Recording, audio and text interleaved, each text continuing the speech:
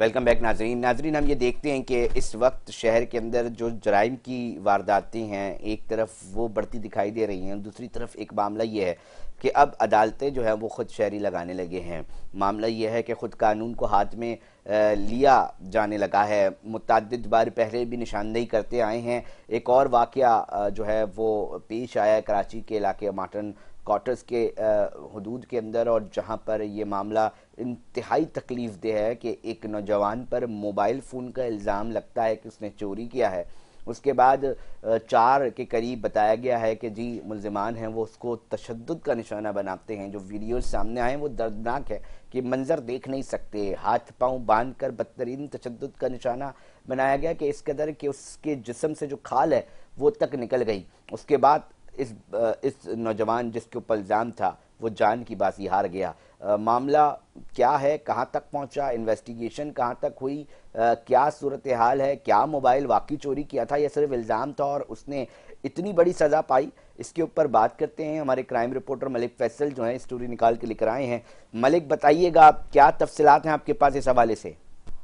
हाँ जी, कराची में वैसे तो स्ट्रीट क्राइम और दीगर जो जराइम पेशा अफराद है वो दंगाते फिरते हैं, लेकिन इसके साथ ही कराची पुलिस की ताबड़तोड़ कार्रवाइयां भी दिखने को नजर आती हैं। लेकिन एक ये अनोखा वाकया पेश आया जिसमें कराची में डकैतों के बढ़ने वाकयात के बाद अब शहरियों ने अपनी अदालत लगाकर जो है अब मुजरिमों को सजा देने लगी है। जबकि अगर बात करें ये एक नौजवान है जिसे मोबाइल चोरी के इल्जाम में बदतरीन तशद्दुद का निशाना बनाया और बनाने के साथ ही जवान को जो है जो कि उसी दौरान वो चल बसा। जबकि इसके साथ अगर बताऊं तो हाथ पांव बांधकर इससे कबल जो है तशद्दुद की वीडियो मंजर आम पर आ गई थी। इसके बाद जो चोरी के इल्जाम पर नौजवान को घर में ले जाकर तशद्दुद का निशाना बनाते रहे। और इसी के साथ बताऊं तो मुल्ज़िमान तशद्दुद के दौरान वीडियो भी बनाते रहे। वहां पर जो लोग थे वहां वो लोग इसको तशद्दुद के साथ साथ वीडियो भी बनाने के साथ साथ इस पर जो कि रंगीन इल्जाम भी उन्होंने लगाए। और वाकई के बाद जब पुलिस पहुंची तो पुलिस के पहुंचने पर भी इसी तरह के इल्जाम लगाकर उसे तशद्दुद का निशाना बनाया और उसके बाद जब उसको पुलिस के हवाले किया तो पुलिस जब उसे अस्पताल ले गई जहाँ पर वो जख्मों को ताब न लाते हुए और वहां पर जो चल बसा। इसी के साथ अगर बताऊं तो शहर दीगर वाकयात भी यहाँ होते रहते हैं, लेकिन अब शहरियों ने अपनी अदालत लगाकर मुजरिमों को सजा देने लगी है। जी मगर मलिक फैसल थोड़ा सा ये बताइएगा कि क्या मोबाइल बरामद हुआ, क्या इसके हवाले से एफआईआर अब तक दर्ज हुई है या नहीं, और अगर नहीं हुई है तो क्या मामला है, पोस्टमार्टम हो गया है इस नौजवान का? हाजी अली भाई, इससे कबल जब ये वाकया पेश आया था जिसके बाद इस नौजवान को जब चोरी का इल्जाम लगाया और उसको जब तशद्दुद का निशाना बनाया, उस वाकये में पुलिस को इतला ही नहीं दी गई। जब इसे बदतरीन तशद्दुद का निशाना बना उसके बाद जब पुलिस को इतला मिली तो वहां पर जब पुलिस मौके पर पहुंची तो इसे हिरासत में लिया और इसको जब अस्पताल मुंतकिल किया तो दौरान इलाज दम तोड़ गया था। लेकिन अब तक के जो सूरत हाल के मुताबिक जो है अब यहाँ इस नौजवान की जो पीछे वर्षा है वो अब थाने पहुंचे हैं और या पहुंचने वाले होंगे, जिसके बाद जो है वाकई की तहकीकात जो है पुलिस इन्वेस्टिगेट कर रही है। जिसके बाद जिस वाकई की अगर मुकदमा दर्ज होने के साथ जो लोग इसमें मुलविस हैं जिन्होंने खुद अपनी अदालत लगाकर एक मुजरिम है, अगर वो चोर है या किसी भी किस्म का जुर्म में मुलविस है तो उसे कानून के हवाले कर देना चाहिए था। पुलिस है, दीगर इदारे हैं, लेकिन अवाम जो कि अब खुद ही अदालत लगाकर इन लोगों को या चोरों को जो है वो मारने पे मजबूर हो गई है। मलिक फैसल, अमूमी तौर पे वीडियोज़ ऐसी सामने आती हैं जिसके अंदर बदतरीन तशद्दुद का निशाना बनाया जा रहा होता है। हम ये देखते हैं कि एक तरफ जो अवाम है उसका गुस्सा, उसकी फ्रस्ट्रेशन जो है वो मुल्ज़िमान के ऊपर दिख रही होती है। मगर चले एक वाक़या तो ये होता है कि जी पकड़ लिया, पकड़ने के दौरान एक हाथापाई हो गई, मगर एक ऐसी चीज़ जो कि एक चोरी हुआ है मोबाइल, अगर उसका भी इल्ज़ाम है तो एक तो उसको साबित करना पड़ता है और फिर ये पुलिस का काम है, अदालतों का काम है। जब आप पुलिस से बात करते हैं, आप लोगों का एक राब्ता रहता है क्राइम रिपोर्टर्स का, तो वो क्या बताते हैं, क्यों अवाम को इतना गुस्सा जो है वो होता है कि वो जान लेने की जो है नौबत आ जाती है। और हमने माजी में मलिक फैसल ये देखा है कि लोगों को, मुल्ज़िमान को जलाया तक गया है, गोलियां मारी हैं, ये वीडियोस भी मंजर आम पर आई हैं। हाजी अली भाई, अगर हम इसी के साथ बताएं अपने नाजरीन को, उससे कबल भी शहर में इस तरह के वाकयात रोनमा होते रहते हैं जिसमें अगर स्ट्रीट क्रिमिनल हो या जराइम पेशा लोग हों जिसके खिलाफ पुलिस की जो कार्रवाइयां होती हैं, इसके बाद अगर पुलिस मौके पर ना पहुंचे तो उससे कबल अगर शहरी या आवाम अगर डाकू को पकड़ लेते हैं तो अक्सर ही वो पहले तो इन शहरी जो है उनको या तो जला देते थे या फिर बदतरीन तशद्दुद का निशाना बनाकर वहीं मौके पर जो है वो उसे मार दिया जाता था। लेकिन अब ये वाकयात भी बढ़ने लगे हैं, जिसके बाद अगर 8 माह के मैं इसी दौरान बताऊं तो कई ऐसे वारदातें हुई जिसमें जो है कि पुलिस के सामने मुकाबले भी हुए, और जिसके बाद जो है अगर मौके पर पुलिस पहुंचती भी है तो उससे कबली शहरी जो है उस डाकू को जो है वो या तो जख्मी करने के साथ साथ या तो ज्यादा जख्मी होता है, जिसके बाद वो अस्पताल मुंतकिल होता है या फिर आगे जाकर ही वो दम तोड़ जाता है। लेकिन पहले जला दिया जाता था, अब जो है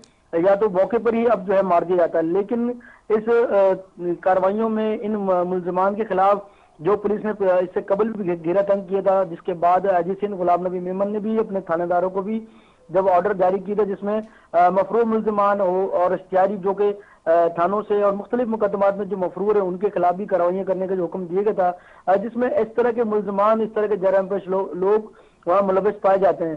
तो इस तरह का ये पहला वाकया नहीं है, इससे कबल भी इस तरह के वाकयात होते हैं जहाँ मजलूम होता है वहां पर वो अवाम या तो बदमाशी नजर आती है या दूसरी तरीके से किसी न किसी तरीके से सामना हो जाता है। तो यहाँ अगर चोरों और लुटेरों को अगर देखा जाए तो उनकी भी बदमाशी, उनकी जो दीदा दलेरी होती है कि आम लोगों को, आम खवातीन जो घरों से बाहर काम से निकल रही हैं उन्हें भी लूट लिया जाता है, बच्चियां हैं या वो कोई भी है, इस जगह पे कोई भी शहर में जो है महफूज ना रहा।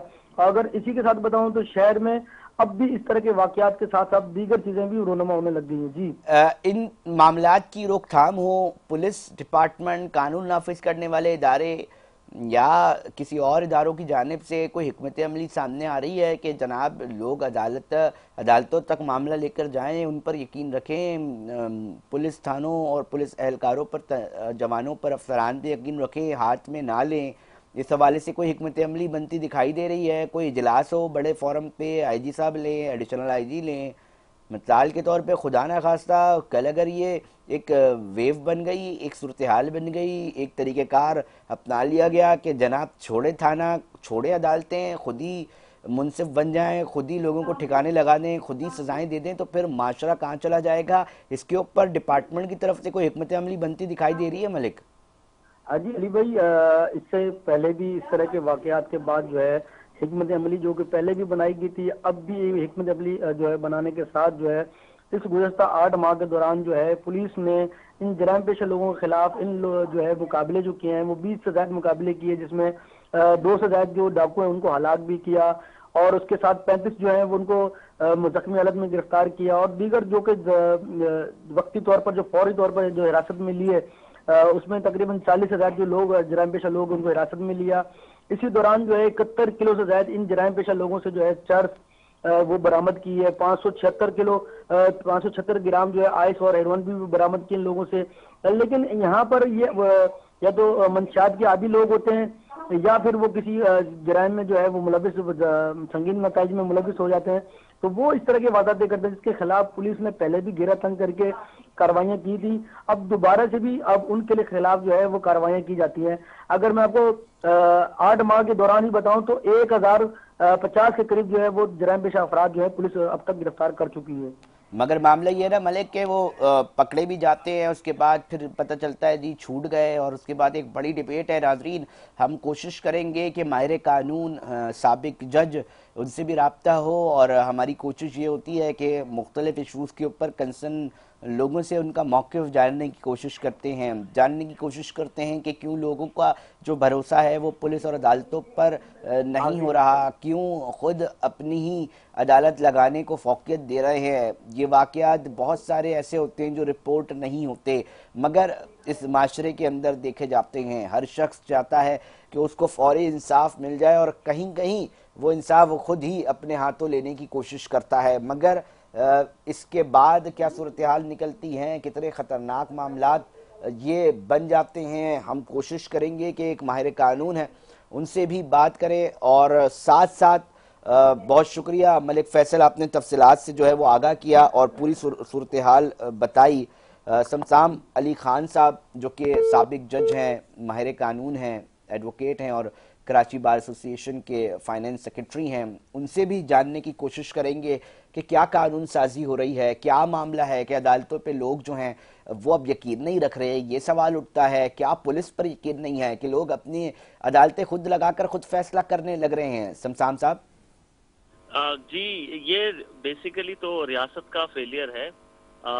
ये इसको बेसिकली हमारी टर्मिनोलॉजी में जो मॉब जस्टिस कहते हैं, लीगल टर्मिनोलॉजी में, जब पुलिस से निकलकर लोग कोर्ट से जब उनका इत्मीनान हट जाता है तब वो अपने ही हाथ में इंसाफ को ले लेते हैं और जो अपने तौर पे सही समझते हैं अपने जज्बात में आके वो फैसला उसी वक्त देन एंड देयर कर देते हैं। इसमें मैं आपको ये बताता चलूं कि कानूनी तौर पे अगर जब तक सेल्फ डिफेंस का आपका राइट है तब तक आप अपना सेल्फ डिफेंस एक्सरसाइज कर सकते हैं, लेकिन जब तक आपकी जान को कोई अगर खतरा नहीं है और आपकी प्रॉपर्टी को कोई खतरा नहीं है, उसके बाद भी आपने उस खतरा जब वो टल जाए उसके बाद भी आपने किसी शख्स को हार्म पहुंचाने की कोशिश की, मारने की कोशिश की, तो आप पे 302 का सेक्शन अगर वो ऑल्दो के वो मुल्जिम हो, ऑल्दो के वो जो है उसने कोई जुर्म किया हुआ हो, उसके बावजूद भी बिल्कुल ऐसा ही है। ऑल्दो उसने जुर्म किया हो तो आप, एक रियासत है, रियासत के अंदर एग्जीक्यूटिव है जिसका नाम पुलिस है और जुडिशरी है जिसका नाम अदालत है और कानून साजी हुई है, उसके थ्रू ही उसको सजा मिलेगी। ऑल्दो उसने अगर जुर्म किया हो तब भी आप कानून हाथ में लेके आप उसको सजा नहीं दे सकते। आप मैक्सिमम ये कर सकते हैं कि उस शख्स को अरेस्ट करके कंसर्न करीबी थाने में आप उसको पेश कर सकते हैं ताकि पुलिस उस पर पर्चा काटे। रिसेंटली मैंने एक केस किया है जिसमें ऐसे ही झुंड में एक शख्स को मार दिया गया। अलबत्ता वो चोरी की नीयत से ही आया था, तो उन सब के खिलाफ 302 का मुकदमा पुलिस ने दायर किया और उसमें अब वो अदालत में पेशियां भुगत रहे हैं। तो इसीलिए अवामुन नास के लिए गवर्नमेंट की तरफ से अवेयरनेस आनी चाहिए कि अगर इस तरीके की अगर मॉब जस्टिस करने लगे लोग तो उनके एक कॉन्सिक्वेंसेस होते हैं। आप लोगों के खिलाफ भी FIR कर सकती हैं, आप लोगों के खिलाफ भी मुकदमा दर्ज हो सकता है। शमशाम साहब, हम ये भी कोशिश करेंगे जानने की कि ऐसे वाक़यात की रोकथाम के लिए क्या पॉलिसीज़ बननी चाहिए, क्या हिकमत अमली बनानी चाहिए जो कि अब तक हमें सामने नहीं आ रही, क्योंकि बड़ा आसान हो गया है जनाब, किसी के ऊपर भी कोई भी इल्ज़ाम लगा दो और फिर खुद ही अदालत लगा कर उसको सज़ा भी दे दो। बहुत सारे, सिर्फ चोरी नहीं, बहुत सारे ऐसे हसास मामलात भी हो जाते हैं कि लोग खुद ही अदालत लगा के सजाएं दे रहे होते हैं। ठीक है जी, उसके बाद वो उसकी चीज़ें जो हैं वो बर्दाश्त भी करना पड़ेंगी, सज़ा और जज़ा का अमल भी होगा, मगर ऐसे वाक़यात रुकें, उसके लिए क्या हिकमत अमली बननी चाहिए शमशाम साहब? जी, रिसेंटली हमने एक और सिंध में हमने उमरकोट के इलाके में ब्लास्फेमी का एक वाक़या देखा जिसमें भी मॉब जस्टिस के थ्रू और पुलिस की फंक्शनरी के थ्रू उसको उस शख्स को सजा दे दी गई। हालांकि फैक्ट्स बाद में कुछ और आए, बट ये है, अब देखें इसी में यही मसला है कि सबसे पहले तो अवेयरनेस कैंपेन शुरू की जाए अवामुन नास के लिए कि आप कानून हाथ में नहीं ले सकते। अगर आपने कानून, हाँ, जब तक आपके जान और माल को नुकसान ना हो रहा हो तब तक आप अपना सेल्फ डिफेंस एक्सरसाइज कर सकते हैं, लेकिन द मोमेंट वो शख्स अपने पास से हथियार फेंक चुका हो और आपके जान और माल में कोई खतरा ना हो, उसके बाद आपका कोई राइट नहीं बनता कि आप उसको किसी भी किस्म का आप उसको जख्म दें या किसी भी किस्म की आप उसको हरास करें। आपका सिर्फ एक ही काम है कि आप पुलिस का वेट करें, पुलिस को कॉल करें या फिर आप पुलिस के हवाले उस शख्स को कर दें।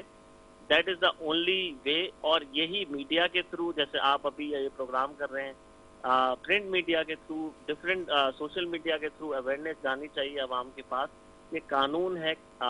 रियासत के अंदर एक रियासत जो फॉर्म होती है उसके अंदर कानून के तहत फैसले होते हैं।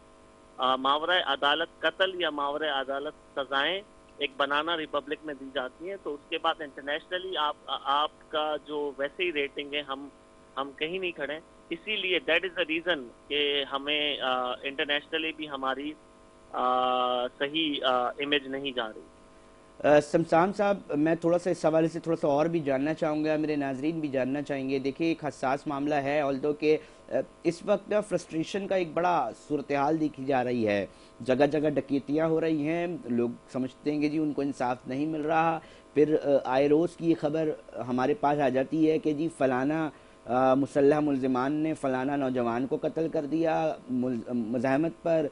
तो ये भी एक फ्रस्ट्रेशन है। या आप समझते हैं कि जनाब अब कहीं ना कहीं ये भी है कि जी पुलिस पे एतमाद नहीं है, अदालतों से जमानतें मिल जाएंगी, ये सोच होती है?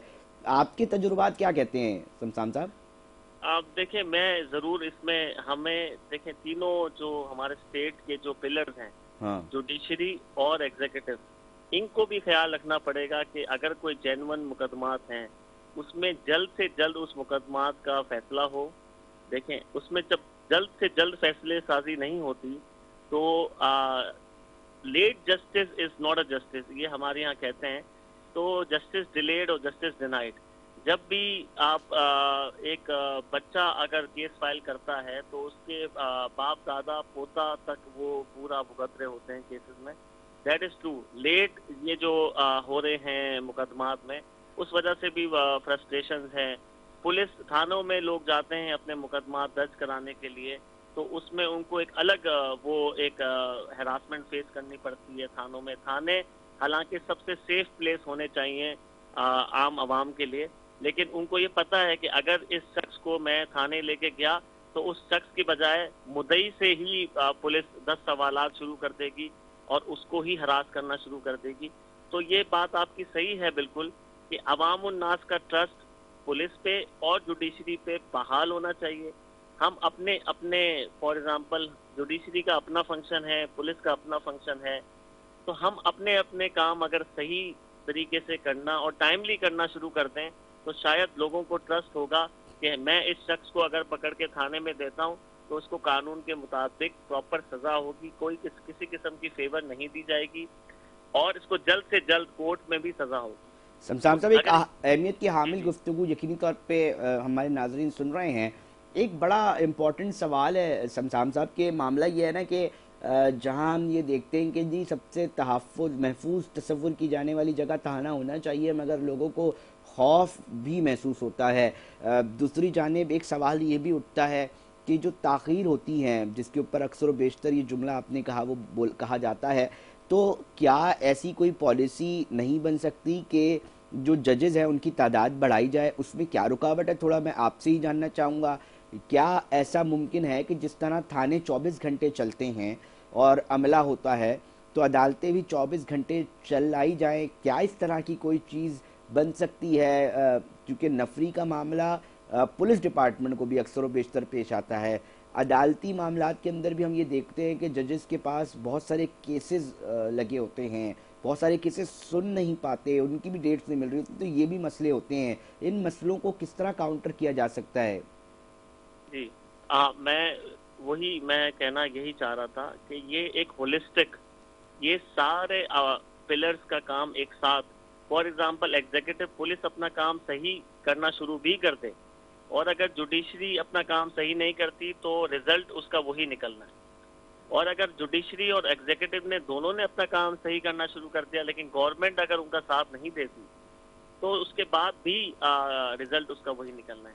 ये एक होलिस्टिक इसके लिए काम करना पड़ेगा।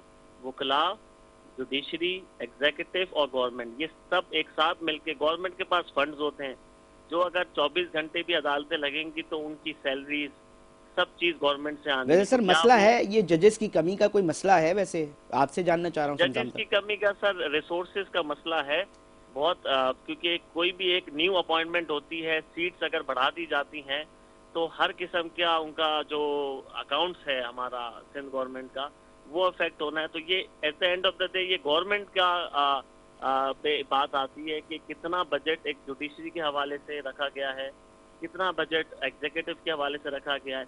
बहुत से फॉरेंसिक रिपोर्ट्स हैं जो मैंने ये भी देखा है अपने सर्विस के बीच में कि बहुत सी फॉरेंसिक रिपोर्ट्स में जो इन्वेस्टिगेशन ऑफिसर्स होते हैं अपने जेब से पैसे, जो ऑनेस्ट ऑफिसर्स होते हैं अपने जेब से पैसे देके फॉरेंसिक रिपोर्ट निकाल रहे होते हैं क्योंकि बजट नहीं होता गवर्नमेंट के पास। तो कहीं ना कहीं रिसोर्सेज का मसला है इसमें गवर्नमेंट को इंटरवीन करना पड़ेगा। उसके बाद एक ऑब्वियसली एक बिल चाहिए कि जजेस की तादाद बढ़नी चाहिए। उसमें सर कितनी कमी रुकावट होगी? आप क्योंकि बार के भी एक अहम ओहदेदार हैं शमशान साहब और मुख्तलिफ एक साबिक जज भी हैं, तो मैं इसलिए भी जानना चाह रहा हूँ कि कितनी कमी होगी। और मतलब इसके ऊपर हमने सुना था पहले कि काम हो रहा है। बैरिस्टर मुर्तज़ा वहाब साहब भी इसके ऊपर कुछ बता रहे थे कि जी हम कोशिश कर रहे हैं, अभी भी कुछ ना कुछ चल रहा है। मगर कितनी कमी होगी कि आप समझते हैं है। जनाब कि इतनी कमी है और उसकी वजह से इतने इतने केसेस जो हैं वो डिले हो रहे होते हैं? कुछ फैक्ट्स अगर हमारे नाजरीन तक पहुंच जाएं शमशान साहब तो बड़ा अच्छा हो जाएगा। जी, मैं आपको बताना चलूँ, इंटरनेशनली यही देखा जाता है कि हर मैजिस्ट्रेट, हर जो बेसिक अदालत होती है वो मैजिस्ट्रेट होती है, हर थाने के ऊपर एक मैजिस्ट्रेट होना चाहिए। अब लेकिन अभी है क्या कि हर मैजिस्ट्रेट के अंडर में 4 से 5 थाने हैं, तो उसका एक बर्डन मजिस्ट्रेट के इतना पास इतना बढ़ 4 जाता से है। 5 थाने, जबकि इंटरनेशनली कानून कह रहा है कि जी एक मजिस्ट्रेट के ऊपर एक थाने के ऊपर एक मजिस्ट्रेट होना चाहिए। जी जी, उससे होता यह है कि एक इलाके में सबको, अपने अवाम को भी पता होगा कि इस इलाके का ये मैजिस्ट्रेट हैं, मैजिस्ट्रेट साहब हैं और इसके सामने हमारे केस जाएंगे। तो एक थाने की जितने भी एफआईआर है पूरे साल में होंगी वो उस मैजिस्ट्रेट के पास जाएंगी। उसका बर्डन भी कम होगा, वो इंसाफ भी जल्दी देगा और without any frustration, without any burden वो केसेस को चला सकता है। उसूली तौर पे ये होना चाहिए जस्टिस एट डोर स्टेप, आपके दरवाजे के सामने आपका जस्टिस आना चाहिए। और प्लस अदालतें भी इसमें स्विफ्ट मुकदमात को, मॉडल कोर्ट जैसे हमारे खोसा साहब थे, एक्स चीफ जस्टिस साहब पाकिस्तान, उन्होंने मॉडल कोर्ट शुरू की, लेकिन वो भी परमानेंट इसका सोल्यूशन नहीं है।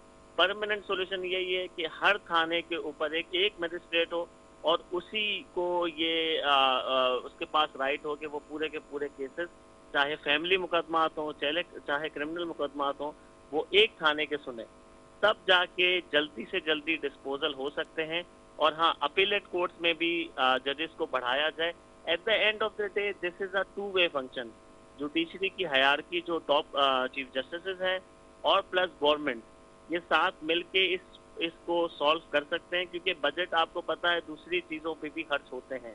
अगर इनमें खर्च होना शुरू हो जाए तो शायद at the end of the day अवाम उन्नास में भी ट्रस्ट बढ़ेगा और वो जल्द कोशिश यही क्योंकि ना करेंगे कि शमशान साहब इसको। हम इस सवाल के जवाब ढूंढने की कोशिश कर रहे हैं इस प्रोग्राम के अंदर कि भाई ये इतनी फ्रस्ट्रेशन क्यों है आवाम को, जब थाने बने हुए हैं, जब अदालतें मौजूद हैं, फिर ये कौन लोग हैं जो अपने आप को या तो अदालतों से और थानों से और कानून से बड़ा समझते हैं? क्योंकि बड़ा बुनियादी सवाल है और बड़ा अहम सवाल है कि जनाब कोई भी शख्स किसी को मौत के घाट उतार रहा है और वो खुद ही मुनसिफ बना हुआ है, तो कहीं ना कहीं ये फिर सवाल उठता है कि जी क्या अदालतों पर, क्या थानों पर आपको यकीन नहीं है?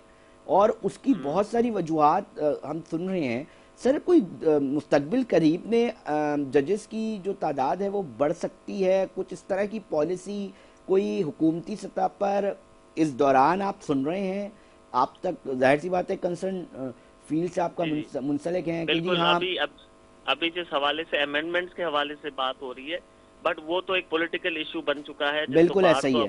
बिल्कुल जिसको बाहर तो अपोज कर रही हैं, क्योंकि उसमें इंडिपेंडेंस ऑफ द जुडिशरी का इशू आ रहा है।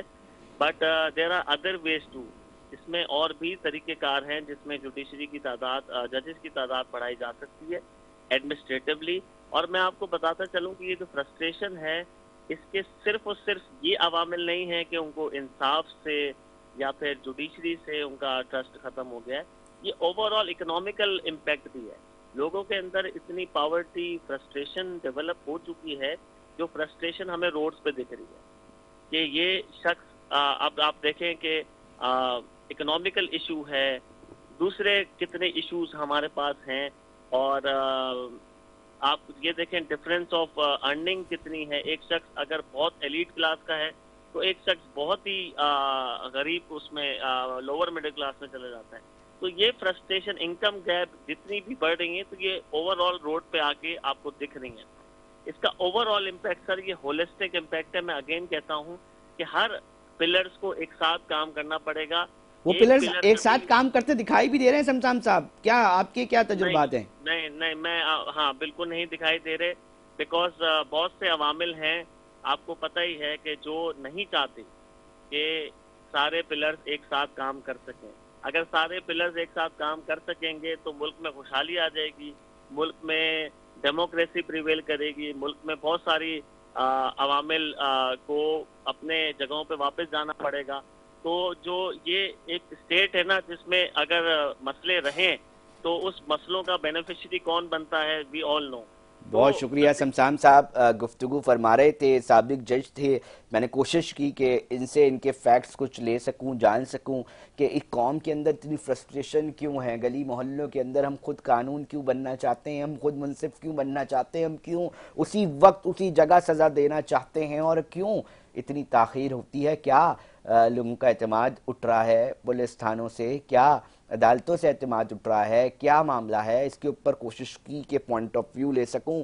माहिर कानून थे शमशान अली खान साहब, उनसे गुफ्तगू कर रहा था। अफसोसनाक वाक़या पेश आया कराची के इलाके में। यकीनी तौर पर इस तरह के वाक़यात की रोकथाम के लिए ज़रूरी है कि जो कंसर्न अथॉरिटीज़ हैं वो संजीदगी का मुजाहरा करें ताकि इस तरह के वाक़यात रुक सकें। इंतहाई तकलीफ़ दे मामलात सामने आते हैं जब इस तरह की चीज़ें जो हैं वो मंजर पे आती हैं। नाज़रीन, प्रोग्राम का वक्त इख्तिताम की तरफ पहुँच चुका है। अपने मेज़बान अली रज़ा को दीजिए इजाज़त, हम फिर हाजिर होंगे। जब तक अपना बहुत ख्याल रखिएगा। अल्लाह ने के बाद।